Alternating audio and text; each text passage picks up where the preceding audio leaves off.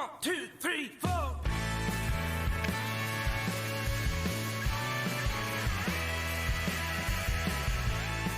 right, welcome back to Country and Cold Cans. I'm Logan, sitting here with Trucker Andy and Kyle, and this week, very special guest that we're very excited about, Treaty Oak Revival. We have Lance and Sam with us. Welcome to the show, fellas. How's it going, guys? What's up, man? How's it going? It's going pretty good, man. I guess we should ask you guys. You guys have been on tour with Koe Wetzel. You just played Cary, North Carolina last week. Yes, Yeah, how was that show, and what's it like being on tour with Koe? I've been seeing some videos from the tour. It looks pretty rowdy with all the beer throwing on the front. There's been a few videos going around out there. There's been a few shows that got a little rowdier than I think we expected them to get. But I would say, man, this whole time we've been having a blast on the road. I mean, the crowds have been awesome. People have been showing up. I mean, hanging out and just having a good time. So, I mean, from my point of view, this whole tour has been great. You know, it may get out of hand, quote unquote, a couple of times, but we rein it back in. You know, we're just out there to have fun and have a good time. And, you know, sometimes people have a little bit too much to drink and, you know, it goes a little too far. It's been cool. This is probably the longest we've ever been out, like on the road, playing this many shows this consecutively. So it's definitely been a crazy experience. Also, I mean, the rooms are big. Like I feel like out of the 4 days we play a week, there's like one big one, like kind of close to the end that we play. But most of them are kind of like 7,000, 5,000 cap rooms, or like amphitheaters. So, which we're kind of used to, but like this past week, we went and played at the basketball arena for the University of South Carolina, the Gamecocks. Yeah, the Gamecocks. So that was like 12,000 people. So that was pretty sick. Like that was crazy. Yeah. Is that the biggest crowd you guys played for so far? No, the biggest one was with Zach Bryant at the station, and that was like 40,000 people, I think. Oh, wow. But on this tour, that was probably the biggest show that we've done. On the tour, that would be the biggest show that we're going to be playing on the tour with them. Yeah, I guess besides Red Rocks. I don't know. I think Red Rocks is only. I think Red Rocks is below 10. Yeah. So, yeah, I think that'll be one of the biggest shows on tour, which is awesome. And like, it's this entire tour so far with Koe and his band and crew. You know, it's been a great time. You know, just hanging out with them guys. You know, in between when we have time and after shows and things like that. It's just been, you know, it's been a fun time. It's watching them play, seeing their crowds and how they interact. It's been a fun time to see all of it. Oh, yeah. Is this like the first time that you guys have been like out on the East Coast? Kind of. Yeah, pretty much. In the past, we've been up to we were in South Carolina before at Clemson. But really, this is, I mean, probably out of the 12 shows we've played, the answer is yes. 9 to 11 of those were in brand new states. So I would say, these are all a lot of these are all new places that we're playing now for like our first time ever. So General thoughts on the East Coast? I don't know, dude. I mean, it's very beautiful to look at, and like we have met some very cool people on the East Coast, but I don't know what it is. Like, but the further east you get, I feel like it's just the people there are less friendly or something. You know, I guess the Southern hospitality. I can agree with that. There is some truth to that, I guess. But you know, I mean, outside of that, it's not to say that like they're all bad people or awful people. No. It's just there's a difference of that kind of like holding the door open or saying thank you or you know things like that. Like for example, like we went and played in Atlantic City, and like afterwards, like we would have like fans surrounding us to take pictures, and meanwhile, like while I'm taking pictures with these dudes, like these other guys who are trying to take pictures are like, "Oh, look, you look fucking, oh, look at you taking a picture with the guy, you freaking, you see?" And then, like, immediately after that, they would come and, like, take a picture with me and then be like, you know how I'm like, oh, they just, that's just how they act. Like, on this. It's a different than where we're used to coming from. Same thing with, like, Massachusetts, like, the mass holes and shit like that, you know? Like, they're kind of deep, but. We are too. I guess it's kind of funny because like I work with a lot of people from like they're originally from the Northeast, and we've had this conversation many times. They're always like, people are like down in North Carolina, they're a lot nicer. I was like, well, here's the secret. I was like, we're really not. I was like, we just have been trained from an early age to be fake nice. Southern hospitality is just it's fake nice. Yeah. I mean, there's a lot of that. I will say this: like once we played that show in South Carolina. And when we played last night in North Carolina, I was like, man, it does kind of feel good to be back, like in the southern states, like Southeastern Conference area. And so, it feels good, man. I don't know, but you can definitely sense like an energy shift in the crowds, like a southern crowd versus more of a northern crowd. It's a different kind of energy, I feel like.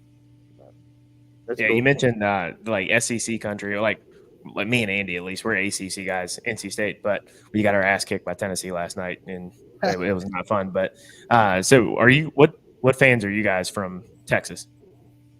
I would probably have to say I'm a Tech fan. Okay. Yeah, like I didn't go to like a D1 college or anything like that, so I don't really have like an allegiance to anything. But I like watching A&M play since I went to like A&M sister school, but it's like a South Texas A&M school.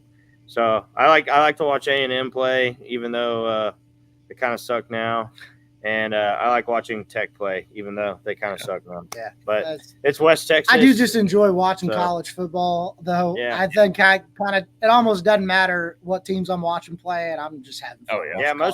Most of the time, if it's a Texas team, I'll go ahead and root for them. Yeah, pretty much. Except for I don't like UT.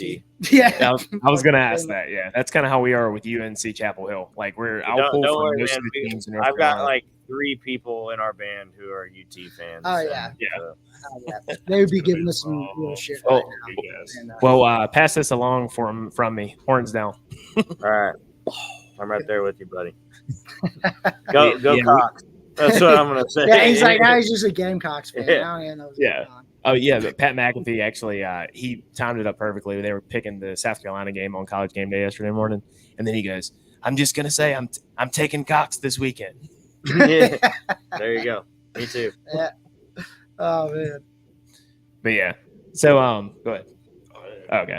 Yeah, I was gonna say, like, you were talking about college football. Wow, sports gambling just got legal in North Carolina, and me and Kyle have been in on this for a little while. But Andy discovered total degen status. Discovered gambling on the live line on each drive, and his first week he won a bunch of money, and then yesterday we lost a lot because again NC State got their ass kicked. But are you guys into sports gambling at all? Oh yeah, everyone here is addicted to some sort of gambling. Yeah, so I found out I'm really good at never winning a parlay. I don't know how many parlay bets I've made through fucking DraftKings or whatever app I can, or Underdog, and it's like every one I've ever made, I've never won. Yeah. Ever. And then like I have friends who they're like, I win all the time, and so I just copy whatever bet they do, and that week they don't hit. Yeah. Like so I've for probably 3 to 4 years, I've never hit a parlay win ever. So don't take my sports betting advice. I'll tell you that much. Yeah, I'm a degenerate gambler, and my problem was that I never won. So yeah. Yeah, I've learned I'm just not. But I kept going. I kept going for a long time. Yeah, I gave up on the sports betting, and I just went to the casinos. And that's a lot of up and down there. Yeah, we do a lot of slot machine betting now and poker. No, yeah. Dude, I am not a big slot guy because every time I've tried to get into it, I've got a buddy that drives across the North Carolina-Virginia border, just go to this little place called Rosie's, and it's like he always talks about how much he wins, right? And I'm like, all right, I'm going to try it out. Well, the few times that I'll play the slots, like one, the computerized slots that it's not the traditional, like trying to match up all the sevens. I don't understand what's going on. It's just like, it's like anime shooting lasers, and then there's a dragon that shows up, and I don't know if I'm winning or losing, but I keep putting money in. I walk away losing all my money. Yeah. Well, yeah, I feel he's the king I'm of like slot machines. With slot machines, if I don't understand what's going on, like I don't want to play it. Like when the machine ends up after I click spin, I want to understand why I won or lost. Like I don't want it to all look like the same symbol, but somehow I didn't win. Like those games, I don't play anything like that. I like the simpler slot machines, like you talk about, where it's like a 1 line or a 9 line. Like I love pinball and Top Dollar. Those are some of my favorite like classic machines. You know, I can talk about gambling all day. Dude.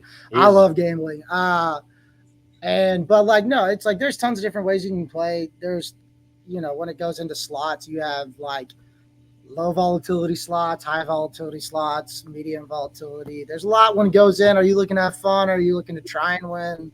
You know, it's all random, but at the same time, there's like a little bit of strategy going into it. It's kind of funny, man. Like some people may think we're the kind of band that like gets fucked up every night, but really, I think they have worse gambling problems than they do fucking. Yeah, I probably have definitely a worse gambling. Can we play at like a lot of casinos most of the time? Yeah. Lately, it's been it's bad. just right there. Been stuck at the casinos. We spent like 3 days at a casino, and I was like, I gotta stop. I was like, after the first day, I was like, I can't gamble anymore. I was like, I'm done. I was like, they took me, and I was like, I know. I'm like, I'm gonna lose all my money. I was like, I don't get paid till next Friday. I was like, I gotta wait.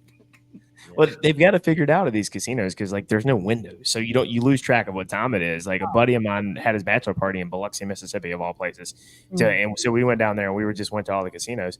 Next thing I know, it was almost like 6 a.m, and I'm just like, it didn't feel like it, and I lost a decent amount of money.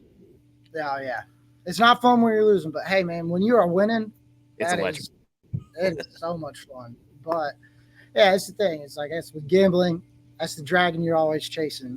And so, you know, you just got to take it. And like my philosophy is any money you take into the casino, imagine it's already gone. Like if you brought out $200, that's not going back in your bank account. Like, you know, and if you're okay with losing that $200, then go gamble all you want.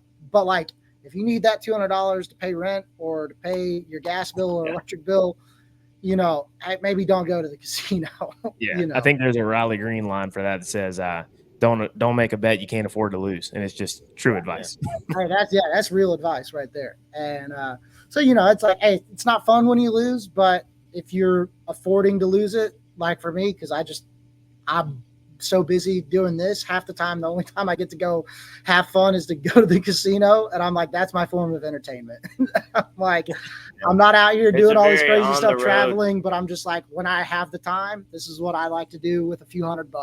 Yeah, it's a very on the road thing to do. Yeah, absolutely. And just because gambling isn't legal in Texas, so like, I mean, the closest place to me, I got to drive like an hour and a half. Yeah, I live in Oklahoma now, so I got he's down the road from right casinos, down the road. but yeah, thank God I don't live close to a casino. I don't think that would be a good thing.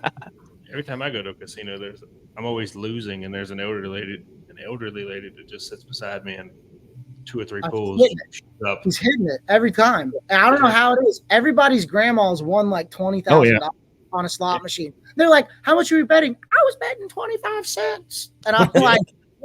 It's like I can't even find machines that low to bet on, and somehow you're winning more money than I've ever seen in my life on these things.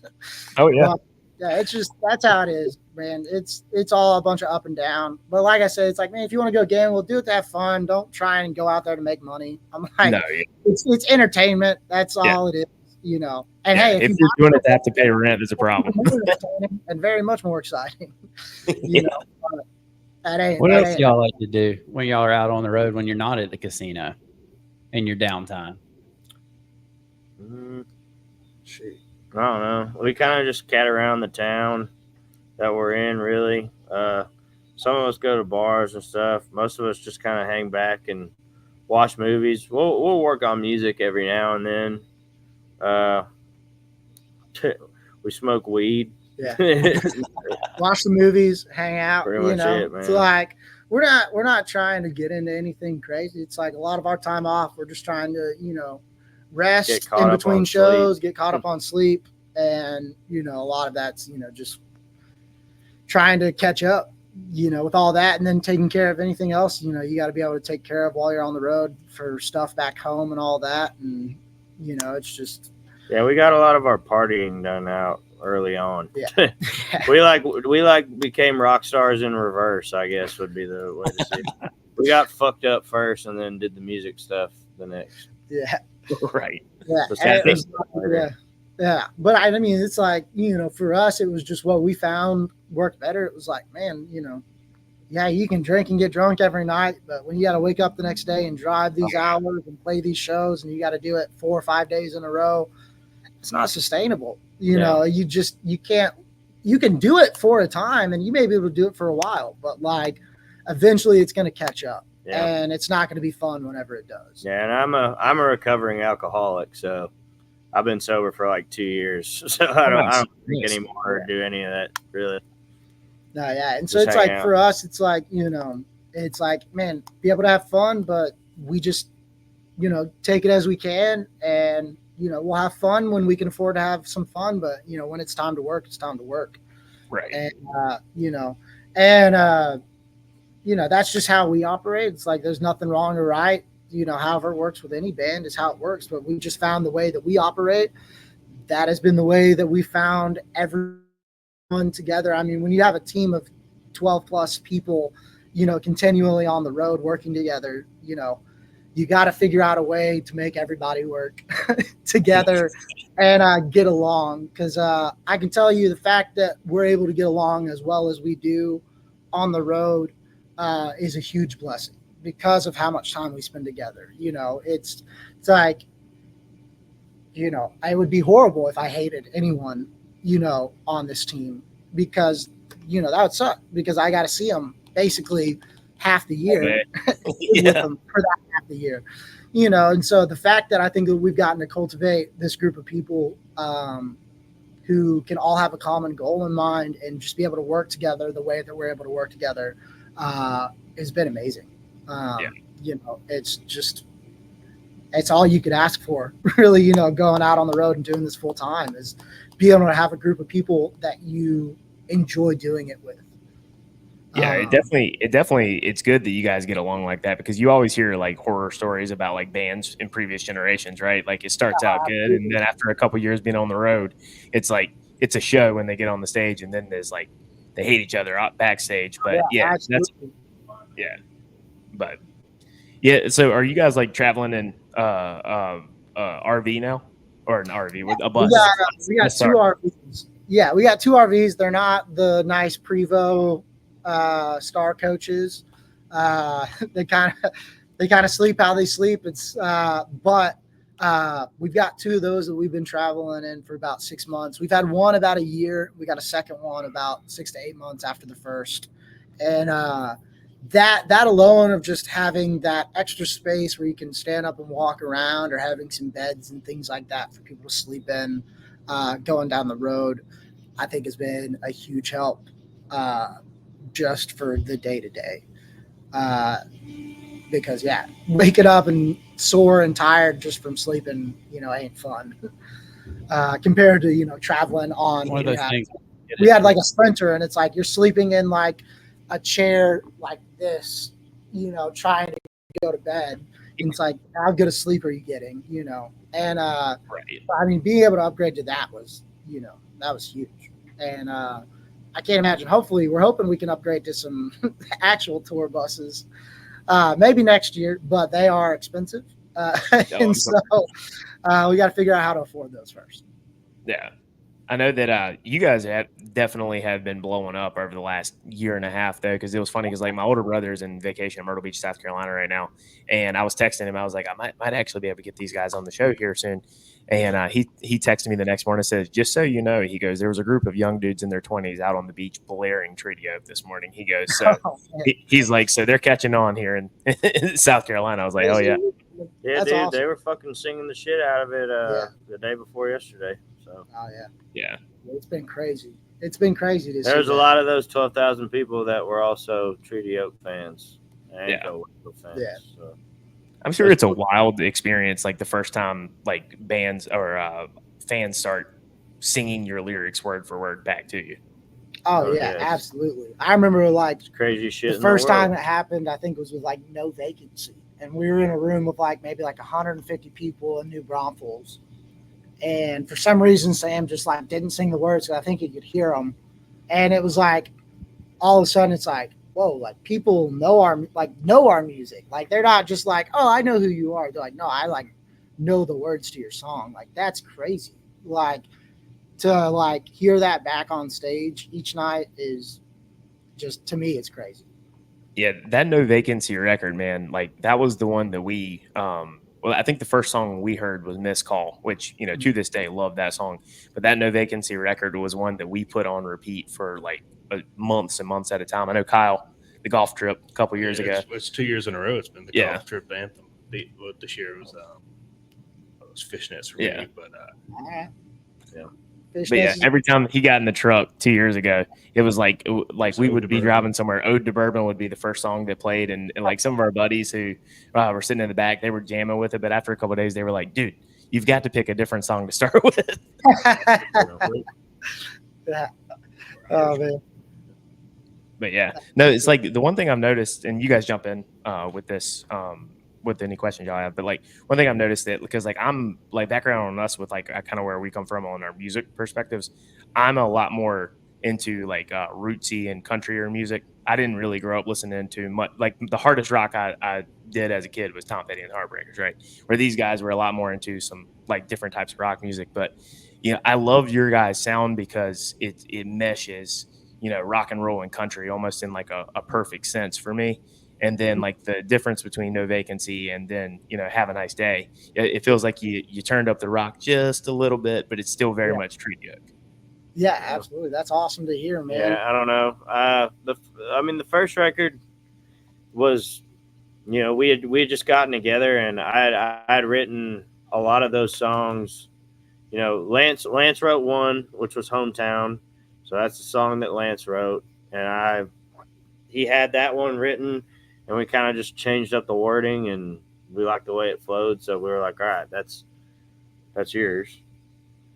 And then the other ones were songs that I had just written throughout like my time spent in college, after graduating college, my time in the natural gas field when I was out there working in West Texas and Colorado and New Mexico, and wrote some other songs in Oklahoma, I think.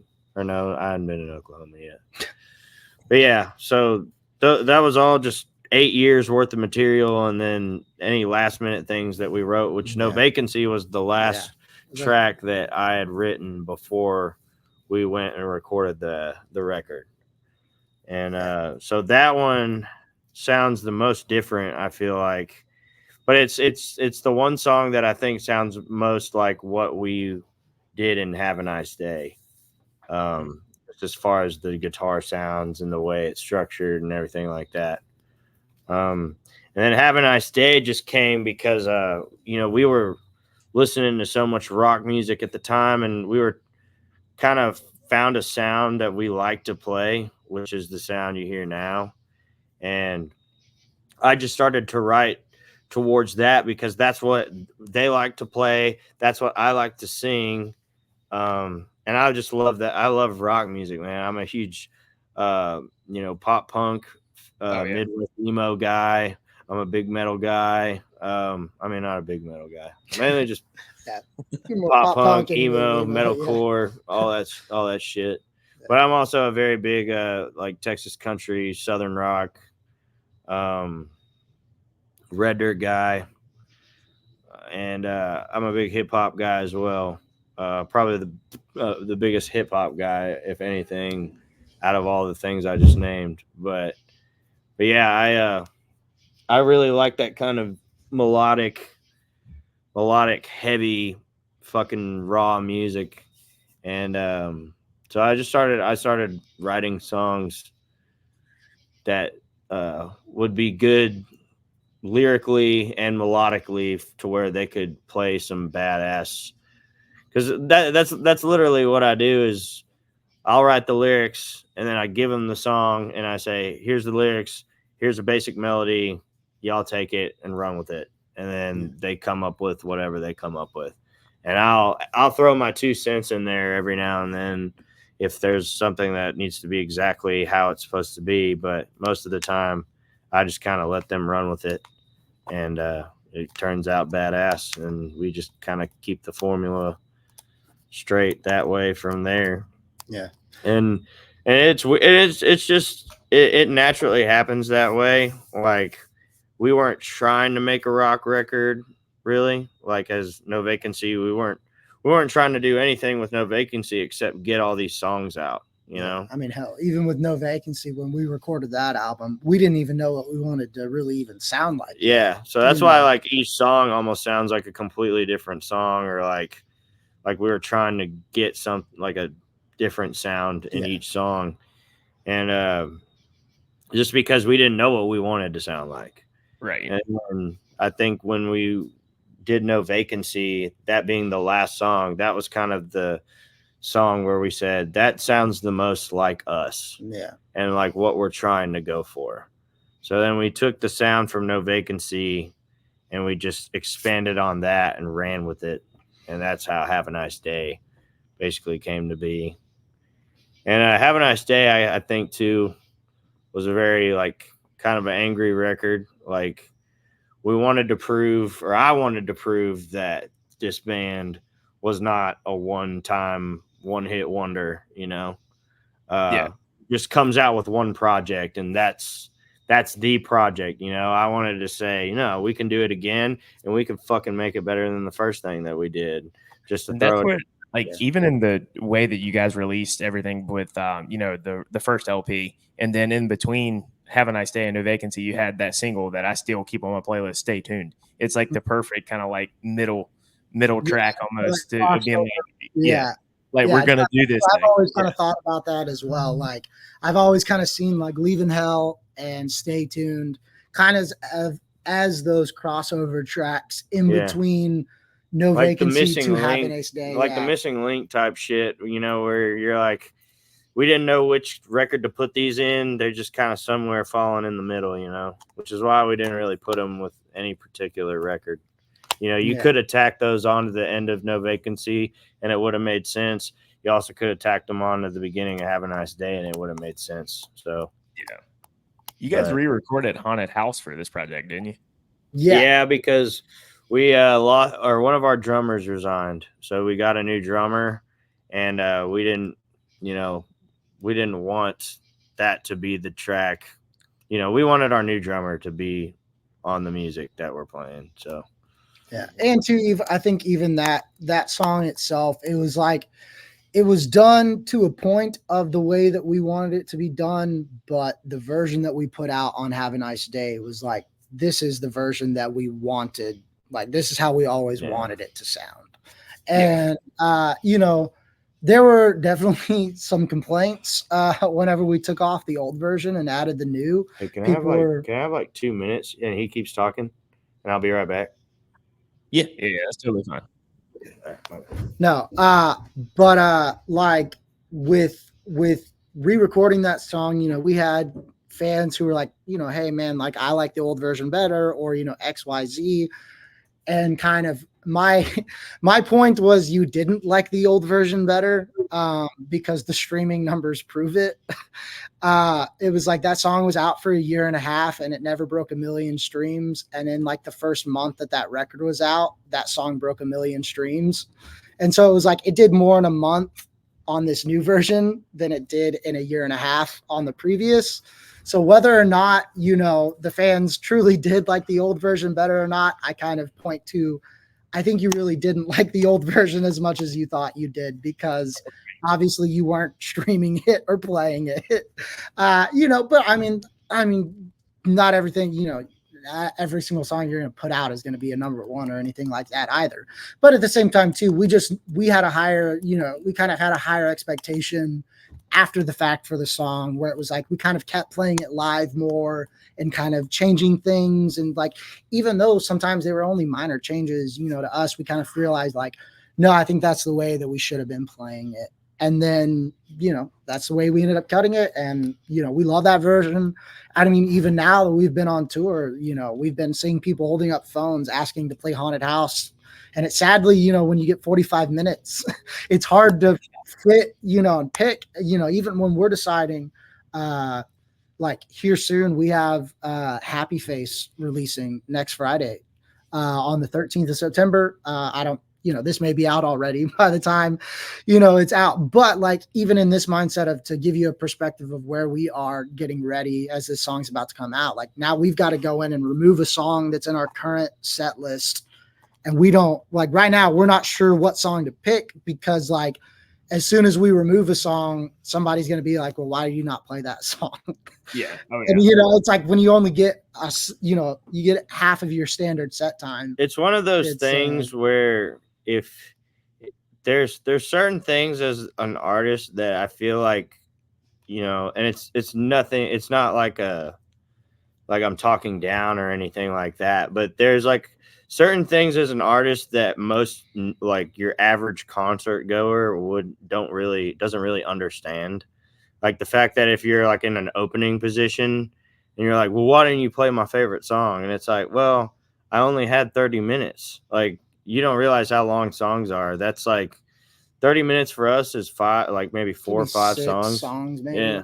5, 6 songs. So, and you really got to pick the ones, like, it's like, okay, well, if I don't play No Vacancy or I don't play Ode to Bourbon, like, people are going to riot, because those are the songs everyone comes for. It's like, or Missed Call. Or Missed Call. Yeah, and it's like I got to play those 3. So then I only got 3 slots left. And then it's like, then we know people are like, we want In Between. We want Stop and Stare. We want how, it's like, so, and we try our best to pick what we think the people want. And we don't always hit everybody, but you know what they say, man, you can't please everybody. You can only do your best. So. Yeah, absolutely.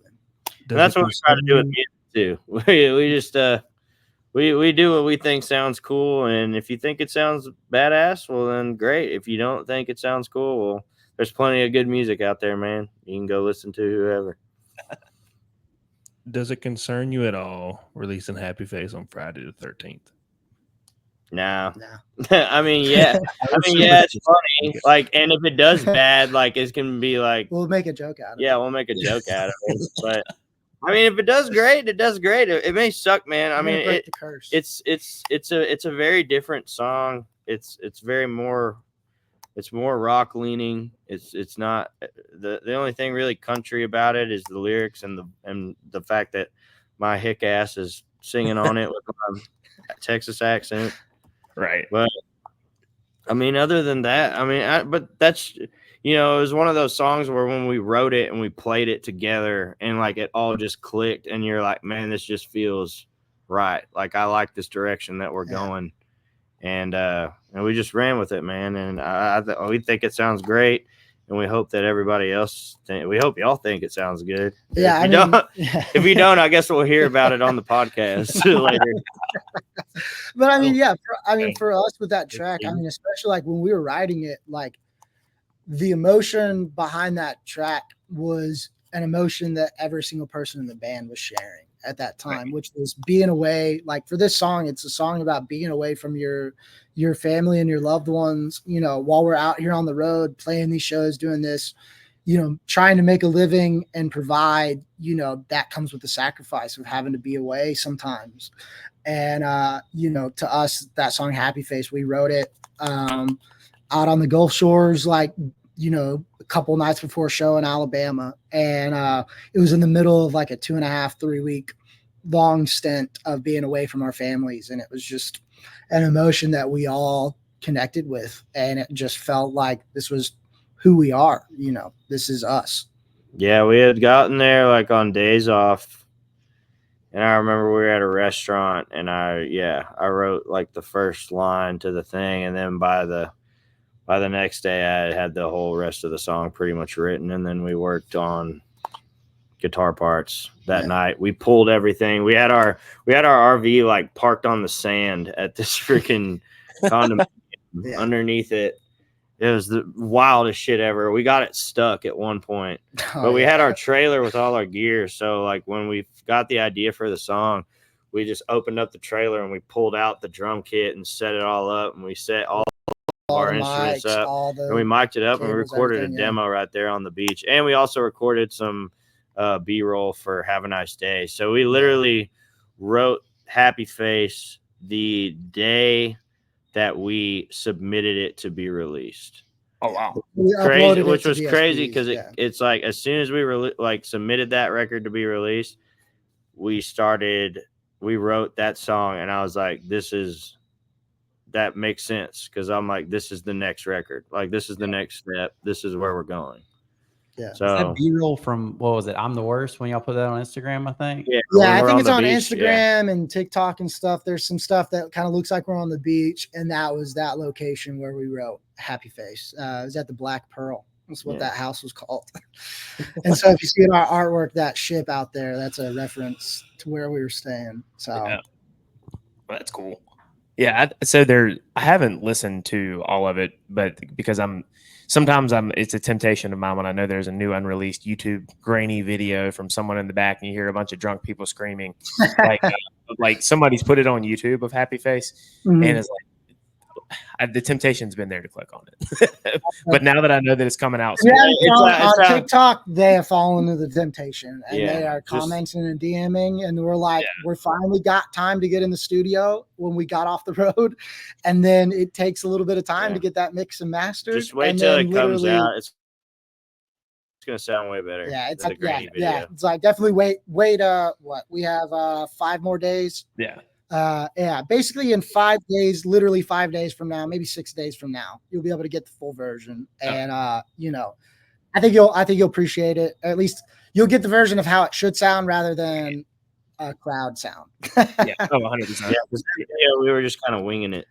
That was like our first time we ever played it live in front of a crowd. Right. And I know I listened to "Have a Nice Day" on an iPhone in a concert with a speaker sounded like it was blowing out on the iPhone at least 10 times on YouTube before the album came out. And that's all you could hear, and you could barely hear you guys playing in the background.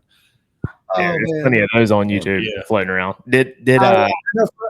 For a while, before we got the Have a Nice Day out, before we got that record out, we were so tired of playing covers. We just stopped playing covers and started playing the new songs from the record. And we were like, you're just going to get used to them as you hear it. And then when you hear the song, you'll know what's going on. It's like, we're just going to get there. And we did that. And I remember it was crazy. The first weekend after we released the record, we went out on the road that next weekend. And we were playing new songs. And it's like the crowd knew it. And we were like blown away. I mean, it was. Yeah, they knew every word. It was JJ's Live was like the first in Arkansas. Was where we played our first show after we released the record, and they knew every single word to See You in Court, and it had only been out for like 42 hours. Yeah, it like barely had been out, not even a weekend, and it's like they were screaming. One of the songs that was like, that song's, it's like in the middle of the record, but like it was a song that we hoped people would enjoy, but we didn't think they would gravitate to it that quickly. And so it seemed like a fun live concert song too, especially with like the opening line to it. Oh, I wrote it to be that way. I wrote it in particular. I was like, oh yeah, I'm gonna make them fucking yell that too.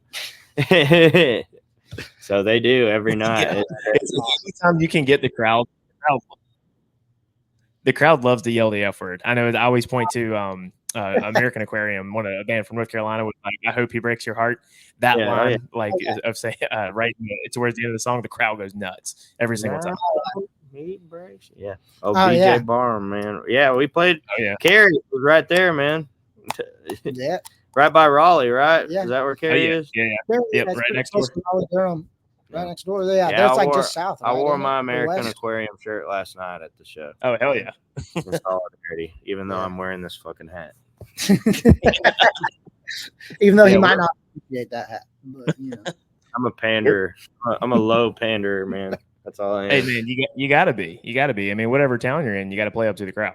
Part of the I bought like a Chiefs jersey when we were in Kansas City, and they're like, "Did you just buy it because you were here?" And I was like, "I actually used to live here."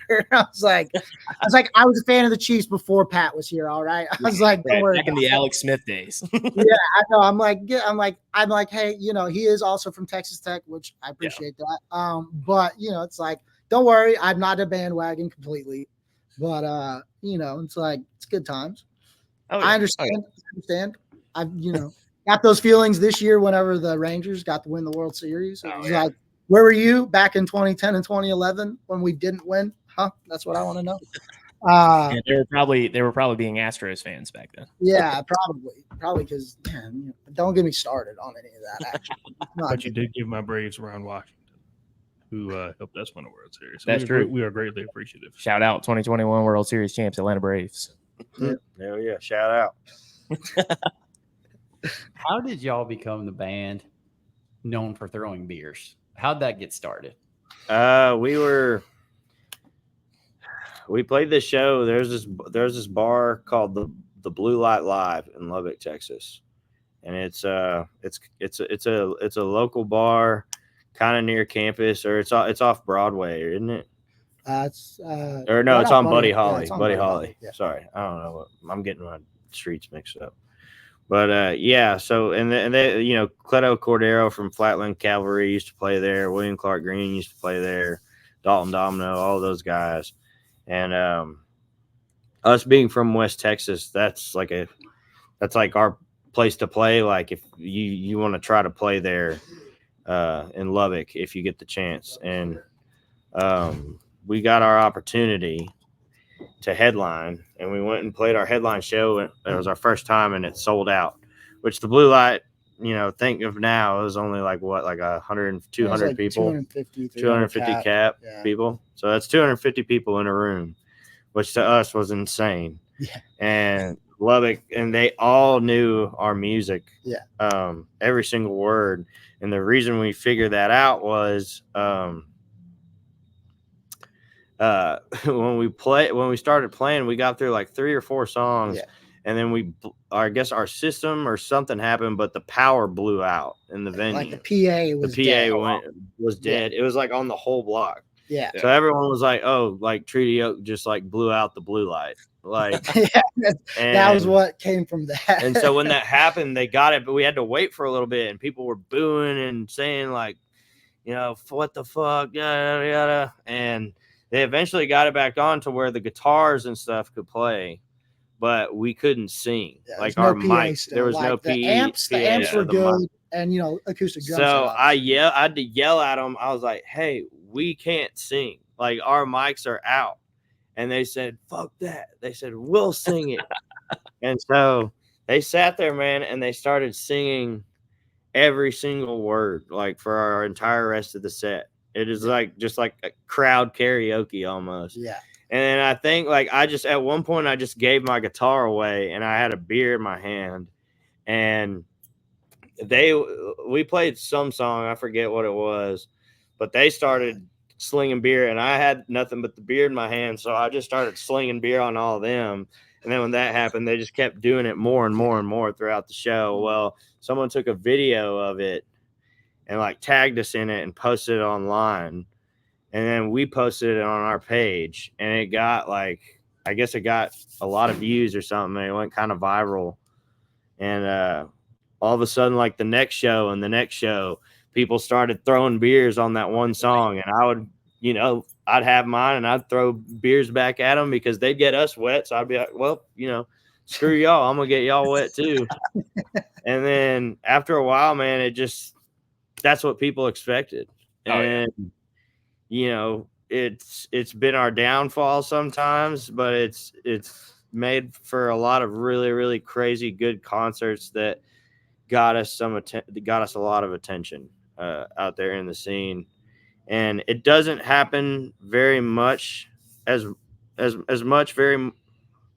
happen very much anymore, but it does happen. And here recently, shit's been happening, and I don't know why, but they're throwing cups and they're throwing I don't know why. Beer cans. Yeah, it's trying to hit us and stuff. But yeah, it's a weird thing to be associated with, man. And the fans love it, but at the same time, we also, we have our gear to take care of, other people's gear to take care of, and possibly someone else getting hurt. We try to have a good time at our shows.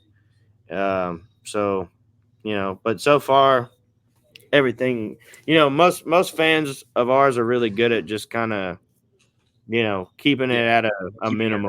It's not throwing any full beers on stage. Most people, if you're in the crowd and everybody's kind of throwing a little beer, that's fine. But I'm like, man, don't start throwing your drink. Don't throw your cup. Don't throw your bottle. I'm like stuff. I'm like, why? And it's like that's had to bring us to bring into pour only shows and things like that, where it's like, where it's on because y'all have a little bit too much to drink and can't control yourself. It's like, we want to have fun. Like, obviously, that we're there to make you forget about the outside world for that amount of time you get to have with us. Like, that's all that we care about is just having fun.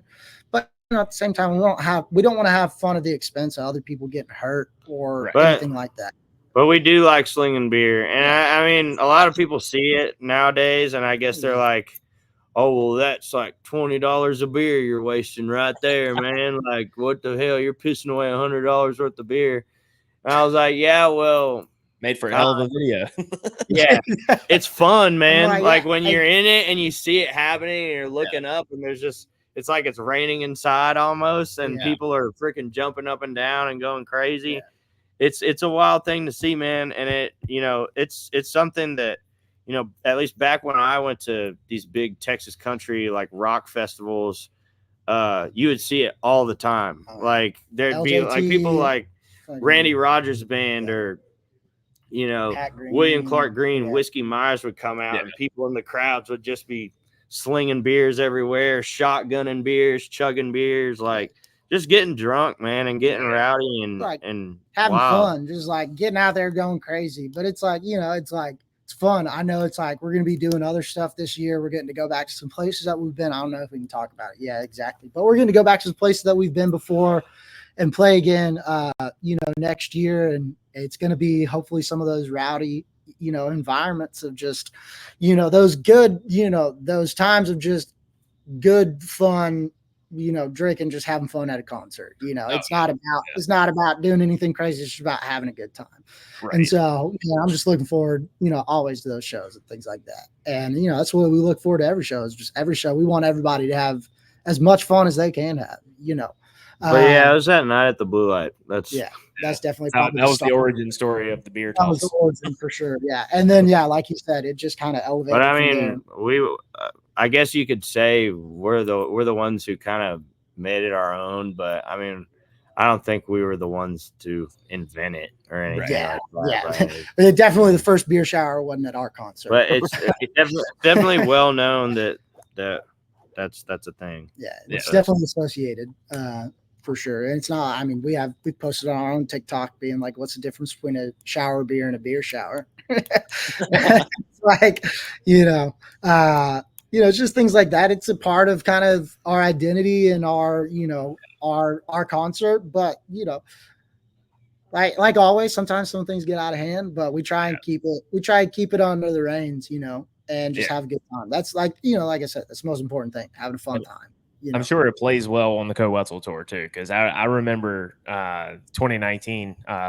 Andy, you were at that show with him back before Koe utterly blew up to where he's at now. We got to go as a band to go see Koe in 2019 at place in Odessa. What was it called? Oh, I mean, I've seen him at but it was the one in Rock and Odessa. Rodeo, La Hacienda. No, the other place. It was in 2019. When we went there as a band from the old shop we used to practice at. I have no idea. I don't know. But in 2019, we got to see Koe live, basically as the original band. It was on our rehearsal night. He was coming into town to play. So instead of rehearsing, we all went as a band and watched Koe. And it's crazy now that, 5 years later, we're not totally different. Like, there was like a few hundred people in Virginia Beach in 2019. And then I saw him last year and there were 6,000 at Red Hat Amphitheater in Raleigh. And I'm just like, dude, I was like, it was rowdy as hell at Virginia Beach. Nothing will ever beat that show in terms of rowdiness, but it still got pretty wild at Red Hat. But it's just like it's been a massive blow up just in a few short years.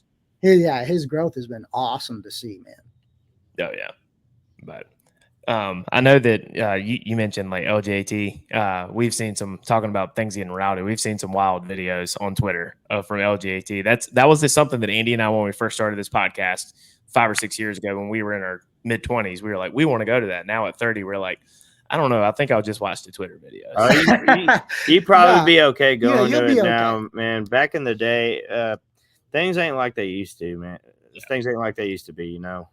Back then for sure. Like you said, you see Koe playing at LJT in like 2012, and there's just beer raining down from the sky and all sorts of crazy shit going on. But that was back in the day. Now they kind of have like this pit thing where the whole pit is a VIP area. So there's kind of, I don't know. It's just not as, it's not as crazy as it looks, as it used to be, unfortunately. Yeah. But it seems like a lot of things go that way. We played it last year for our second time. The first year we played it, there was like a tornado warning and like heavy rain, so we really didn't get to play it. Our set got cut to like 45 minutes, but this year we went and played it, and we got an hour set, so it was fun. Yeah, but it wasn't anything like you saw in those videos. Yeah, probably not. We tried. We did our best. Yeah. I know that one thing that Andy and I were talking about yesterday, we wanted to ask you guys about. We saw that you guys played the Grand Ole Opry. Like, you know, that had to have been like, how was that experience going through the artist entrance and then like being able to stand in the circle? Like, just how did that come about? It was crazy, man. You know, you get invited to the Grand Ole Opry, like, so they just hit us up and invited us and said, "Hey, we'd like y'all to come play on this date, and we can get it all set up." And so we said, okay, and couldn't believe it because we're just, you know, we're some no-name band from we no matter how big we get, I still, you know, don't think any of this is real half the time.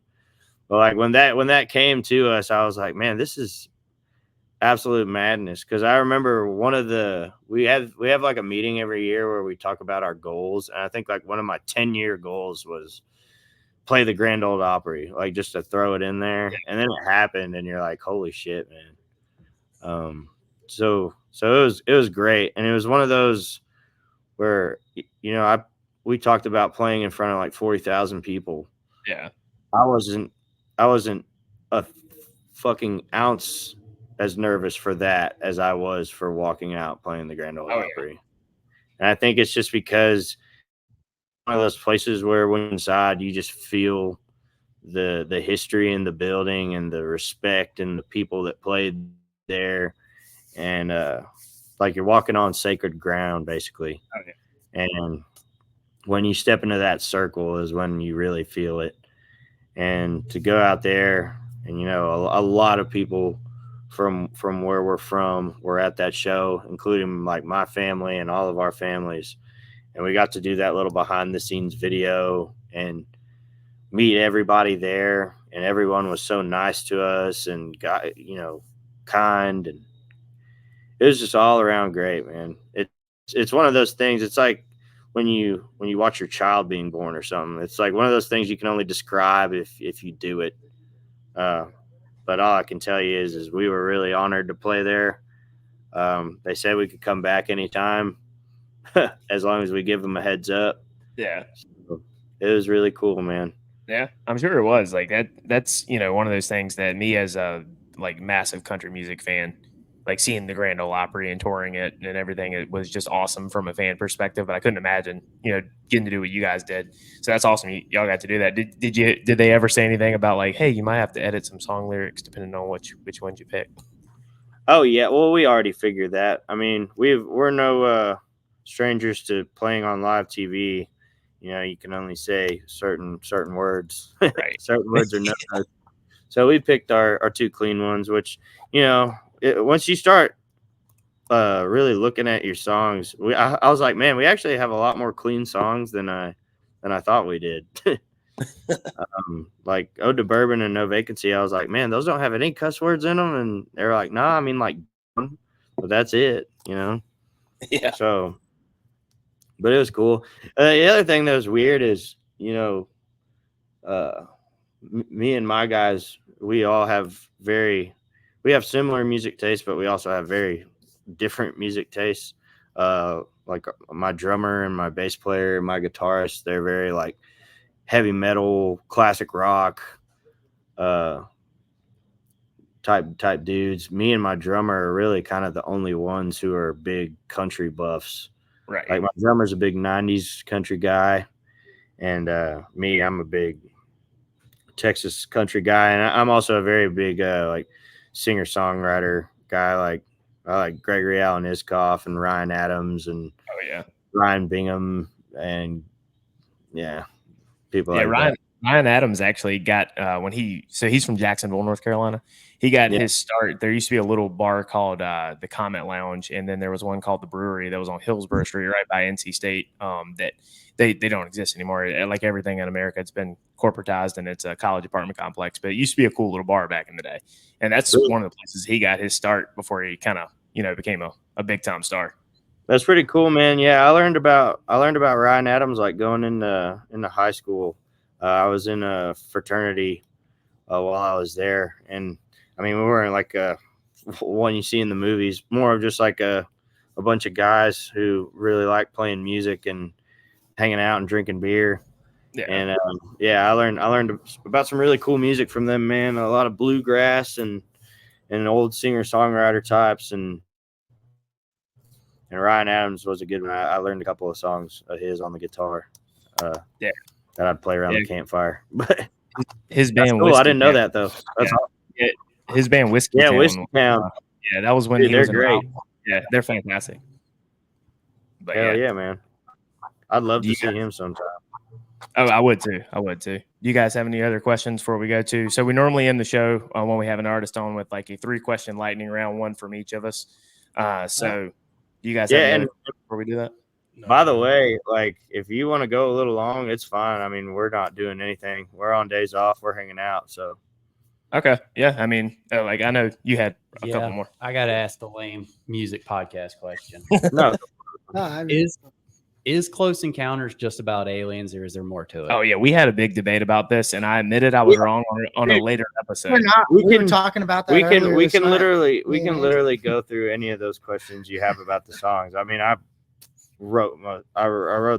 know the lyrics and wrote them and shit. Yeah. But Close Encounters, I had a single bedroom apartment in Midland for a while, and I was working out in the field, so I really didn't spend too much time at home. I basically just needed a place to crash on the weekends and go to sleep and wake up every day.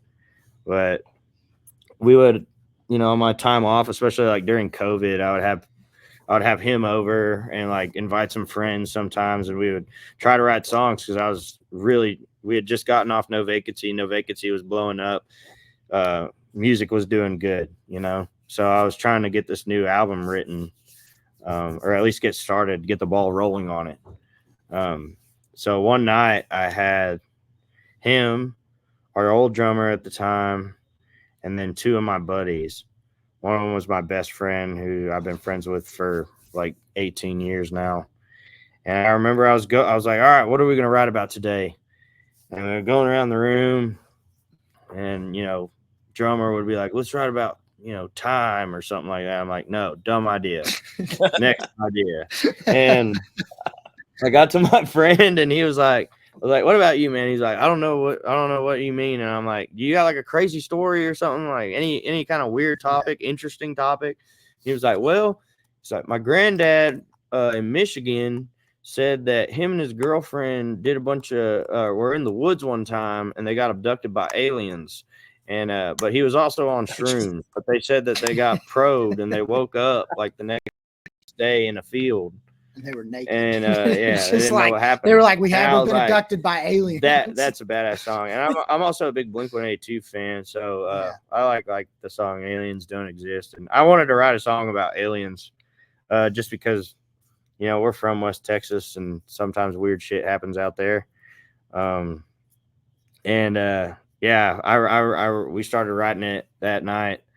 And I didn't want to write a really cheesy alien song where it was really obvious what I was talking about. I kind of wanted to just tell a story of like an old man going and checking something out, like he sees lights off in the distance, and it's probably some of those fucking kids that have been messing with him, and he's going to go over there and tell them what's what. And then when he gets there, he sees a big light and he doesn't remember what happened after that, but he's kind of sore in the morning in his rear or something like that. And that's kind of the story, and he's man. like, maybe if they come back, I don't want to. And I kind of tried to tie that in with, the Southern mentality of, oh, God's the only thing you got to worry about being out there. There ain't nothing, don't fill your mind with nothing else. There ain't no other possibilities. What you see, kind of one of those things where, they'll call you crazy.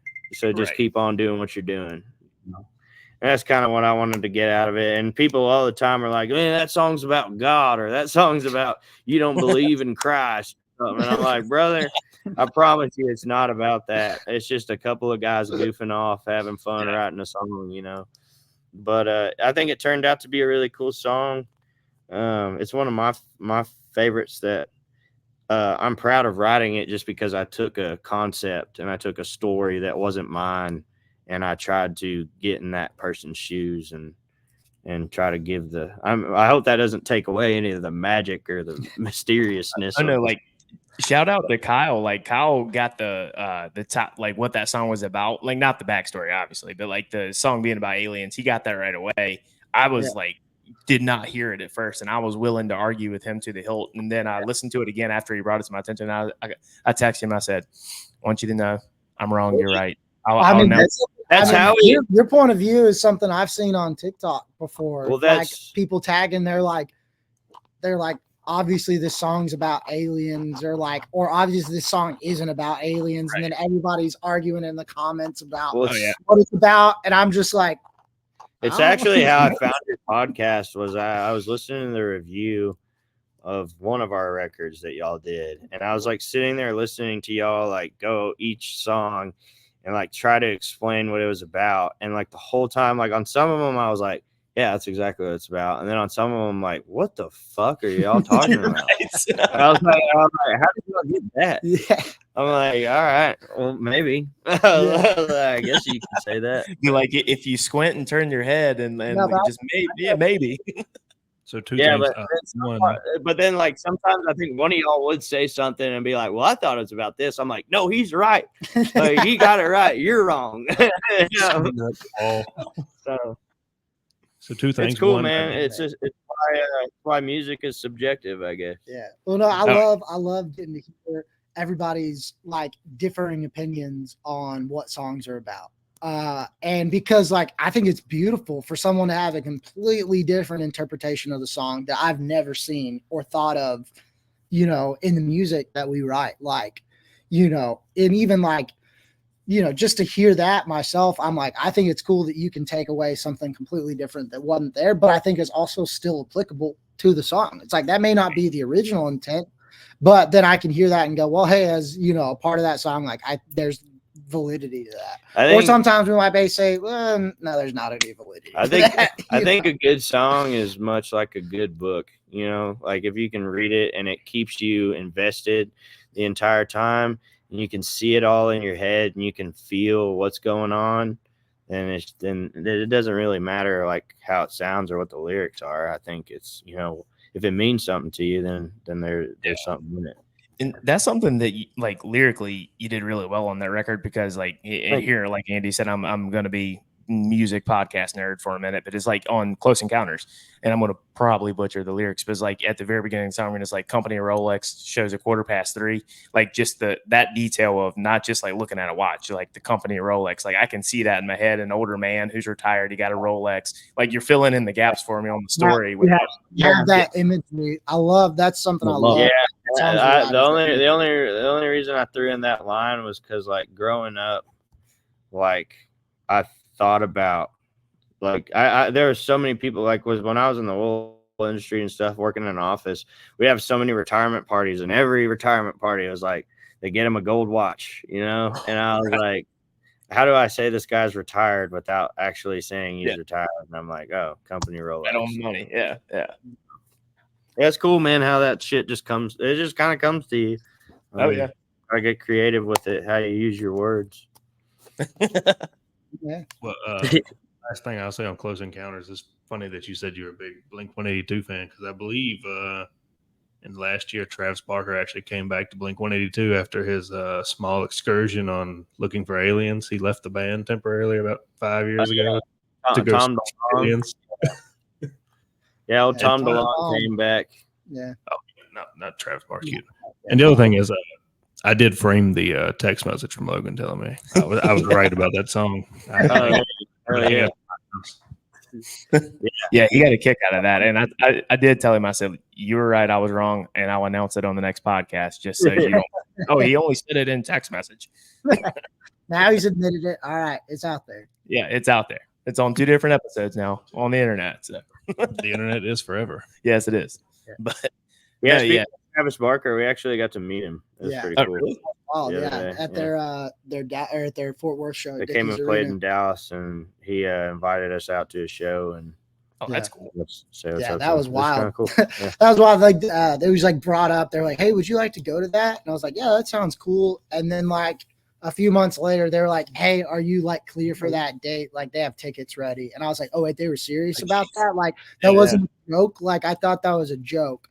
And we had to go and watch the show, and it was awesome. And Travis was a super cool, chill dude. I mean, like going into his green room, beforehand, he was just like zen, just like vibing. Yeah, just sitting there drumming, just getting ready for the show. And it was cool, like because even as artists, we all have our own ways that we get ready for shows and things like that, and to kind of get to peek behind the curtain to a musician that we've looked up to for God knows how long in their music career, and you get to kind of get that peek behind the curtain. Like and watching Tom Brady throw the football. It's kind of like you get to see things of like similarities and things like that, to be like, wow, he has his family there. Like we'll have our family at shows, like wife and kids, and he had his wife and kid there, and other family. It was so awesome to see, like, no man, like he's a father and a husband, and who loves his family and loves what he does musically live, and to kind of just get to see that little peek behind the curtain, I think it was super cool. Like that, he was like, "Man, you want anything to drink from the fridge?" Just health drinks, like everywhere. It's like all these cold pressed juices, and it's like I don't know what that one is, and but it was like, it's super cool that it's just like like another guy who's in this crazy thing is just at the same time, there's levels to everything, but still someone who's very down to earth and like, is normal to an extent of just. Anyways, what's the fucking lightning question? Yeah, we can go off on a tangent for like. Don't get me talking to a signpost. I'll tell them they're wrong. All right. You gotta keep them. Yeah, you gotta keep me on track. Put the blinders on. Right. All right. So we close out every show when we have an artist on with a lightning round. It's 3 questions, one from each of us. Both of you answer. Kyle, you go first. All right. My question is, if you could meet one person from any stage in history, who would it be? Dead or alive? Anybody? Anybody. Oh man. You can have a conversation with them, lunch, etc. Probably Waylon Jennings. Okay. Like that pick. For some reason, I'm just thinking Eric Clapton. I don't know why. Like, for some reason, I just want to like talk to him and hear of like just how he thinks and like approaches things. I think just having a conversation would be eye-opening to how he thinks and operates. Because it's like, I don't understand how he does anything on the guitar. He does like, and so it's like for you to have someone that opposite of the spectrum where I can't reproduce that. Like, I don't know how you came up with, what you wrote. And for some, Eric Clapton, I don't know why. That's just, for some reason, that's the one in my head right now I'd want to talk to. Is Eric Clapton dead? No, he said dead or alive, Cusso. Is Eric Clapton? No, Eric Clapton's alive. Oh, okay. Yeah. You can still get him, brother. I still might have the chance. All right. That one's still available. Yeah, I didn't think you did. I'm finding out every day people are alive and aren't alive.